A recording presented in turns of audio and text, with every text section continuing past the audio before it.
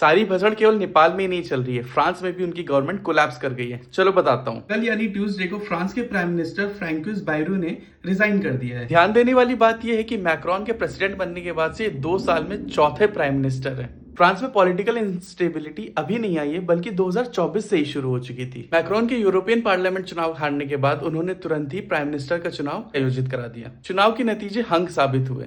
Macron की party तीसरे number पे रही और लेफ्ट अलियांस को सबसे ज्यादा वोट मिले, पर वो मेजोरिटी के मार्क्स से पीछे थे। फिर उसके बाद से फ्रांस में कुछ भी स्टेबल नहीं रहा है, खासकर पॉलिटिकल टर्म्स में। मैक्रोन ने माइकल बर्नियर को पिछले साल सितंबर में अपॉइंट किया था। वो केवल 3 महीने प्रधानमंत्री रहे और उन्हें भी छोड़ना पड़ा। इन सबके पीछे की वजह है फ्रांस का बढ़ता हुआ डेट, जो कि इस वक्त इटली और ग्रीस के बाद यूरोप में सबसे ज्यादा है। फ्रांस के ऊपर तकरीबन 3400 बिलियन यूरो का डेट है, जो कि वहां की जीडीपी का 114% है। इन सबकी वजह एक ये है कि फ्रांस की जो वृद्ध पॉपुलेशन है वो बहुत ही ज्यादा तेजी से बढ़ रही है, जबकि जो कमाने वाली पॉपुलेशन यानी जो टैक्स देती है वो कम है। इसके चलते फ्रांस की बजट का एक बहुत ही ज्यादा बड़ा हिस्सा वृद्धों की पेंशन और सोशल वेलफेयर स्कीम्स में जाता है। हालिया में जो बजट कट हुआ था उसमें भी पेंशन के हिस्से को रखा गया था। अभी एक ऐसी सिचुएशन है जो शायद तुरंत नहीं सॉल्व की जा सकती। हालांकि मैक्रोन ने कहा है कि वो जल्द ही एक प्रधानमंत्री को अपॉइंट करेंगे। विपक्ष की डिमांड है कि वहां पर जल्दी चुनाव कर दी जाए, पर जानकारों का मानना है कि इससे फ्रांस को कुछ ज्यादा फायदा नहीं होने वाला है।